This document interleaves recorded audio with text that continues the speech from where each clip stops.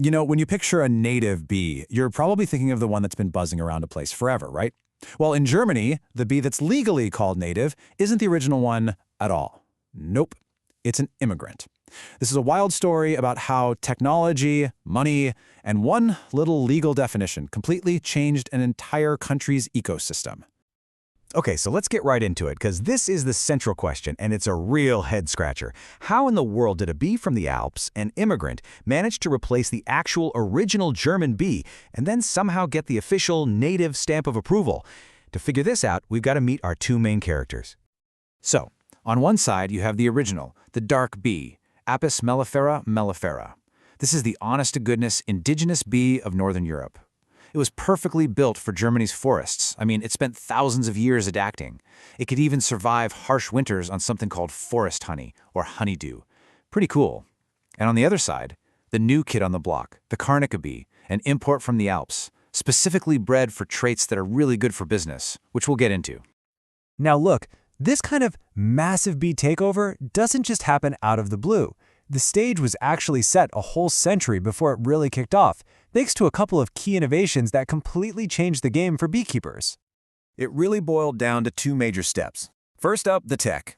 A priest, of all people, named Johann Dzierzon invented the movable frame hive. This was absolutely revolutionary. Suddenly, beekeeping went from this kind of mysterious, hands-off craft to a science you could actually control. You could manage breeding, you could select for traits. Then came the big idea. A guy named Gustav Daeth started pushing the concept of importing foreign bees, like the Italian bee, to improve the local bees. He normalized the whole idea that looking abroad for better bees was a smart move. But here's the thing. It turns out not just any old immigrant bee was going to work. That first big push to bring in the Italian bee, it was a total flop. And the reason it failed, and why the Carnica bee succeeded so spectacularly, really comes down to one big test: surviving a German winter. And what's so fascinating here is you can see the biological mismatch laid out perfectly. The Italian bee, right? It's used to sunny Mediterranean weather, so it just keeps making babies all winter long. This continuous breeding just burns through their food stores, and a ton of them would starve before spring. But the Carnica bee, coming from the Alps, it has a totally different playbook. It hits a winter brood stop. It basically slams on the brakes, stops raising young, saves all its energy, and then just explodes with growth in the spring, right when the flowers start to bloom. Perfect timing. And this is exactly why the Carnica was a home run. Breeders, especially an Austrian fella named Guido Sklenar, basically created a commercial super bee. They were gentle, which beekeepers love. They were super calm, and this is the big one. They had a low tendency to swarm. That's a huge deal. It means the colonies just get bigger and bigger and don't fly off, which means way more honey. It was the whole package. So, they found the perfect bee. But just having a better bee doesn't mean it's going to replace an entire native species across a whole country. No, what happened next wasn't just a slow, natural shift. This was a coordinated, top-down, systematic campaign.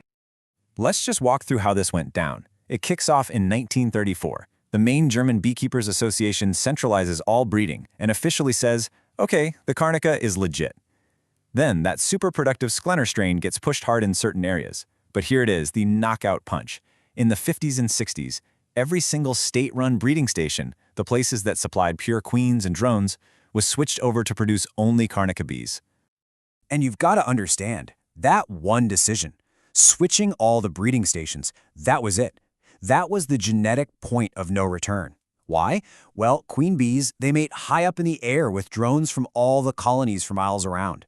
As soon as the only officially bred drones flying around were Carnica drones, it became pretty much impossible for any beekeeper to keep a pure line of the native dark bee.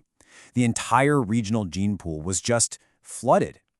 So why? Why this massive nationwide effort? Well, like a lot of things, it really came down to economics. For beekeepers trying to make a living after the devastation of the war, productivity wasn't a nice to have, it was about survival.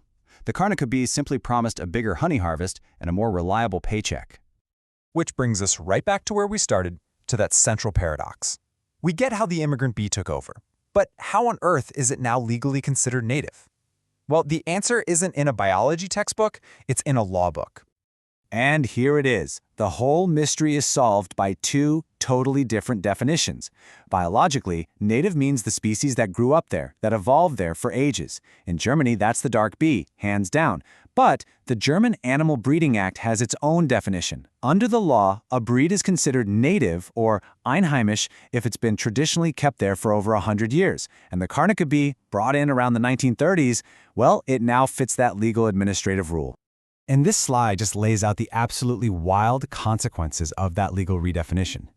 The original native bee, the one with 10,000 years of local genetic programming, it's now officially considered endangered in its own homeland. Meanwhile, the biological immigrant, the bee bred for business, is the dominant, legally protected, and official native breed. It's a tale of two completely opposite fates.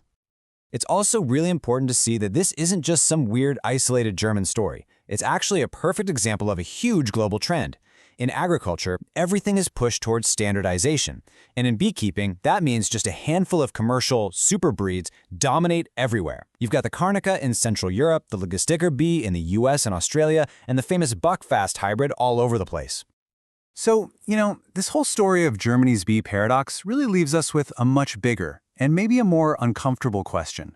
One that applies not just to bees, but to our food, our livestock, our entire planet. In this constant drive to standardize everything for efficiency, what unique, locally adapted, and resilient things are we at risk of losing, for good?